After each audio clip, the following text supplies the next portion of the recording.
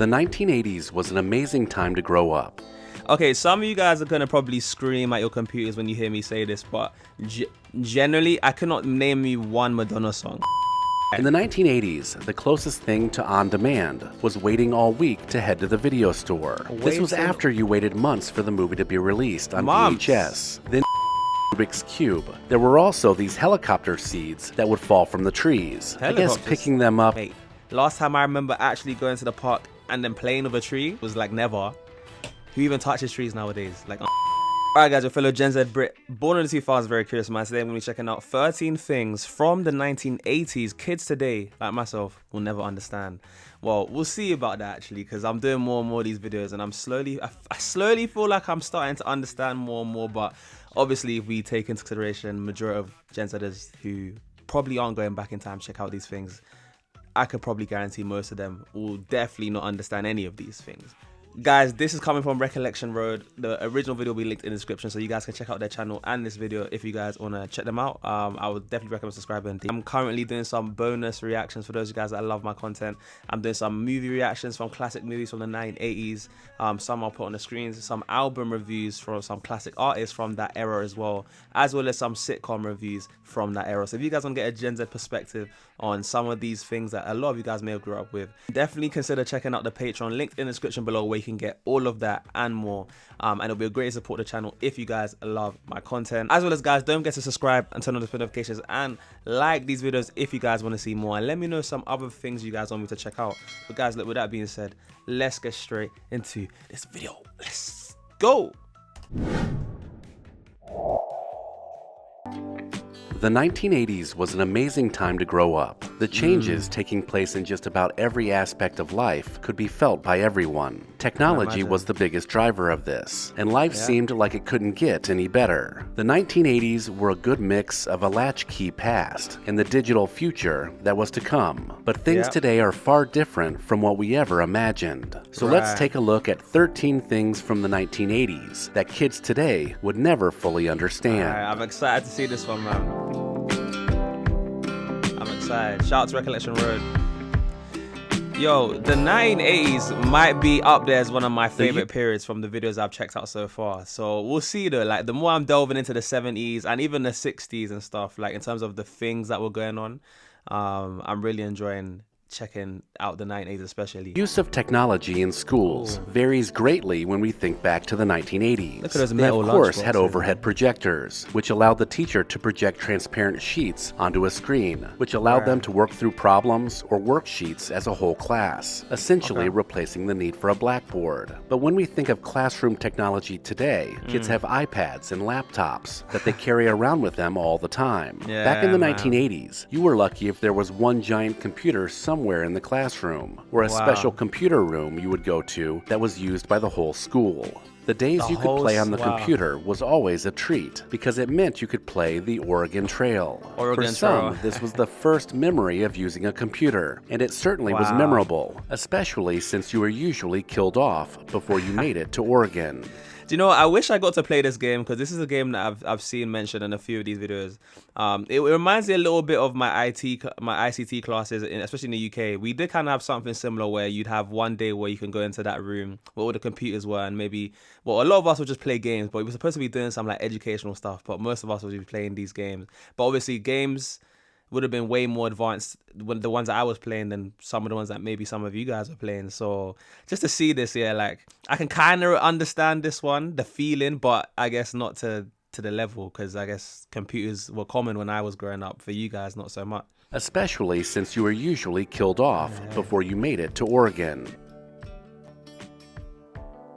Kids today have access to more entertainment than they could ever dream of consuming. When new movies come out, you can stream them instantly, and you don't even have to beg your parents. In the 1980s, the closest thing to on-demand was waiting all week to head to the video store. This was after you waited months for the movie to be released on VHS. Then when you would head over to the new release section at your local video store, there's a good chance all the copies were already rented, and you had to wait even longer. There was still nothing better than making that week weekly trip to rent movies and leaving Damn. with a stack of VHS tapes that would fill your weekend. Oh yeah, and you also had to remember to rewind the movies before you return them to the store. Right, I've heard of that. Rediscover waiting your months. past by Waiting months, yeah. Like when I'm just thinking of waiting more than a few hours, like to check something out, like let alone months. Like yeah, the times have changed, man. You guys had to wait so long for some of these movies, man.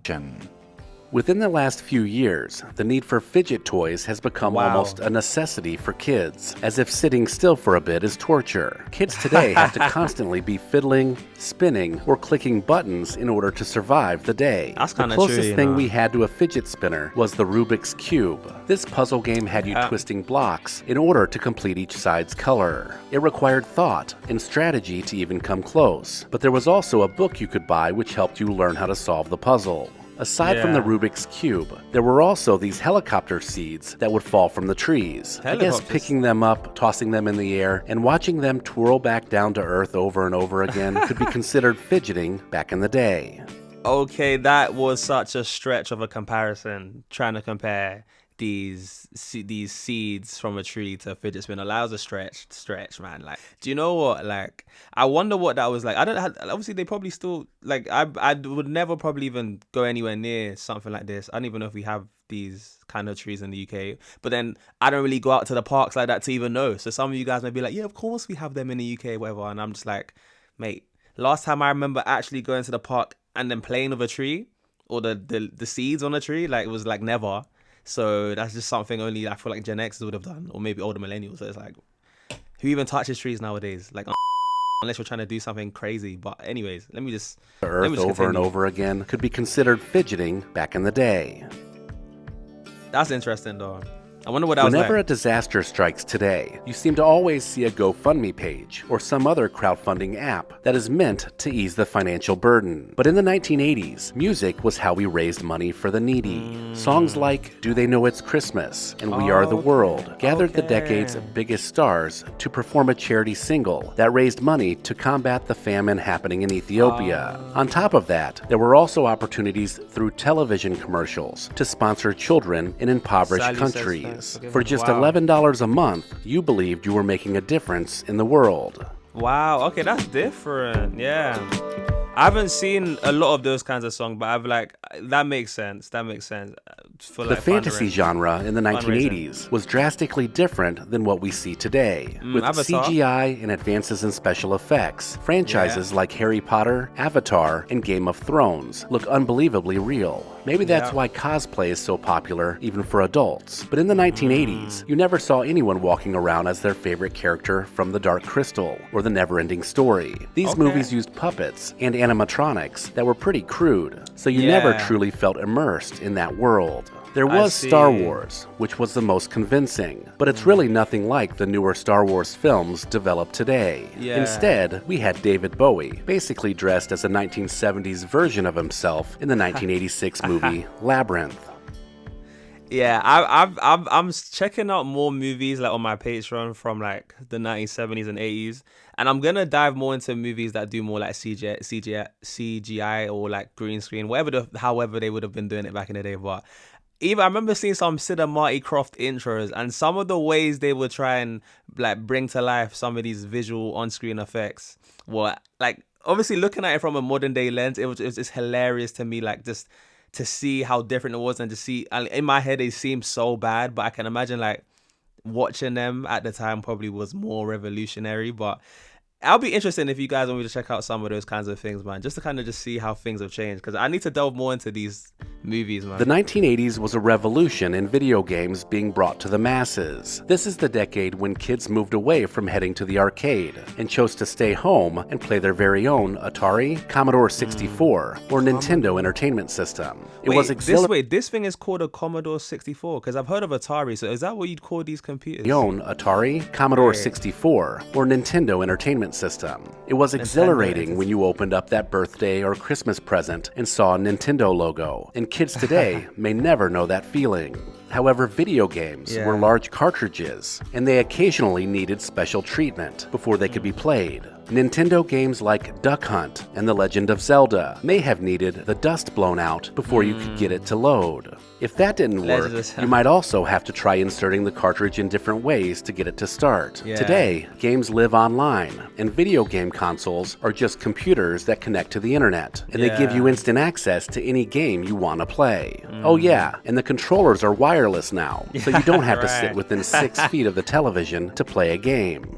No, that's facts though. But you know what? I will say, like, a lot of us older Gen Zers, or like, you know, in the middle would probably have somewhat of a similar experience. Because I remember when I was really young, I had to blow on my PlayStation 2 disc. So what he's saying, having to blow on like your Atari cart to whatever you call it, yeah. It's kind of similar to having to blow on a CD because you have to put it in a certain way or it wouldn't work. But I definitely know that like younger Gen Zers and Gen Alphas coming after will never know what that experience is like. So again, look, me and you Gen Xers, or you know, younger boomers, or whoever's watching this, whatever generation, older millennials, even some of my Gen Zers, some of you guys watching my videos, fair shout out to you guys. But yeah, we could kind of relate on that one, man. Some of us older Gen Zers, some of us can. We're blowing the CDs. During the 1980s, rainbows were not a statement about your sexuality. It was just a colorful way to accessorize an outfit. Who didn't wear the standard 1980s flip-flops with rainbow straps? There were also the occasional set of suspenders or a belt that added a pop of color to any toddler outfit. Okay. We also had Punky Brewster, Rainbow Bright, and even Reading Rainbow, which pretty much every kid in the 1980s grew up watching. I've no clue. I've never heard of that. Reading Rainbow Bright, Reading Rainbow. Look, I can say that when I do see anyone with a rainbow now, I instantly think, oh, they're probably showcasing, you know, maybe some of their preferences. But yeah, then again, I can see that, you know, not all it's not, I guess not always it was like that, but I'm so used to seeing it like in that context. So it's interesting to see the differences there now. Like when you guys see a rainbow, like at least back then, did you think about it differently compared to how you see it now? Or do you still kind of, well, I don't know. I feel like the rainbows have been changed now. Like when people look at a rainbow, people think different things. Every kid in the 1980s grew up watching. But wow, okay. I didn't realize Today, the world of music is large, and kids have endless options when it comes to finding their favorite musician, from rap to country, Disney Channel pop stars to YouTubers. That's facts. But in the 1980s, there were really just two megastars in the world of music, Michael Jackson and Madonna. For Michael Jackson, it was his Thriller album from 1982, which became the best-selling album of all time. For Madonna, it was her Like a Virgin album in 1984, which had just enough bad girl edge to it that teenagers went crazy for it. Both artists built careers off the success they had in the 1980s, and they remain icons to this day. To this day. Okay, some of you guys are going to probably scream at your computers when you hear me say this, but generally, I cannot name me one Madonna song. Like, I don't even think I've sat down and listened to a single song from her. I've heard her name before, of course, but why am I listening to Madonna songs? Like, I'd rather just listen to like the more trendier songs of today. The only reason why I'm listening to like songs from back in the day is because I'm doing this channel. Like, if I wasn't, I probably wouldn't really be going back into like the 90s, 70s, 80s music or to check out some of these stars. Obviously, MJ and some of the Madonna songs to this day are probably still banging. But then again, Madonna, like maybe I feel like she's like more pop. If she is, I don't know, but if she is, from what I think she is, then I'm not even in that pop scene anyways, so it's kind of like, then again, it's not even my crowd. So that's another reason why I haven't checked out any Madonna songs. But yeah, just to throw that one in there, it's probably going to make some of you guys crawl out of your skin hearing that. The fast food experience in the 1980s was all about the promotions. I mean, who didn't have a set of Smurf glasses in their kitchen cupboard? Not only was the food affordable back then, but you got a ton of free stuff too. From 3D glasses and toys to California raisins and Muppet Babies, McDonald's, Burger King, and Hardee's were always offering up the coolest promo to get you in the door. Even Pizza Hut had promotional drinkware with the release of E.T. in 1982. Wow. And who could forget the Noid figures you could pick up at Domino's in the 1980s. I need to check out Today, that the influence that movies and pop culture have on fast food choices is pretty non-existent. And on top of that, inflation is about the only thing on the menu these days. That's jokes. Inflation, that's facts though. Inflation actually is the only thing on the menu these days. Yo, the cost of living is crazy these days. And to see how much things have changed, like price-wise. But yeah, again, when I was really young, I remember the kids' Happy Meals. Like, I would get the little toys in there. But yeah, like nowadays, I don't see it having the same effect nowhere near as much as it did back then, to be fair. Inflation is about the only thing on the menu these days. From the kids, at least. Maybe. Just like with movies and video games, streaming services give viewers control when it comes to watching their favorite show. But during the 80s, TV shows were a weekly event that aired on a specific channel at a specific time. Wow. So if you missed it, you were out of luck. Right. That's why it was so important to consult the TV guide or the can't relate to listings that. available in the newspaper if you wanted to watch something. Most people had a favorite night for watching TV, and that led to networks blocking their most popular shows into one night. NBC's Right. must-see TV, although it wouldn't be called that until the 1990s, was Still Thursday Cosby. nights, anchored by The Cosby Show, and TGIF became ABC's Big Friday Night, with shows like Full Right. House and Perfect Strangers. Haven't seen If any you of didn't these. have a VCR set to record your favorite shows, then you were at the mercy of catching reruns, which might Okay. mean months of waiting. Wow, months of yeah. Making- Anytime he says months of waiting, that's already given me just like wow. Like I can't even imagine waiting months for something other than I don't know. I was thinking, why am I thinking of for a girl to get pregnant? Like I don't know why my brain went there, but long story short, like I wait 9 months for my child. But other than having to wait 9 months for my child, man, yeah, I haven't really seen these shows, but I generally can't relate to having to wait for a show to come on or like to wait to watch it. Other than when I was really, really young, having to watch some like shows on like CBBC, Cartoon Network, Nickelodeon. But outside of that, and again, I know now, like from Gen Alpha onwards, a lot of these kids growing up on YouTube and watching like these like streaming stuff on, yeah, either YouTube or whatever app that they're using nowadays, TikTok, and yeah, you're just not going to be able to relate to having to wait for something when you just type it in and you can watch anything anytime.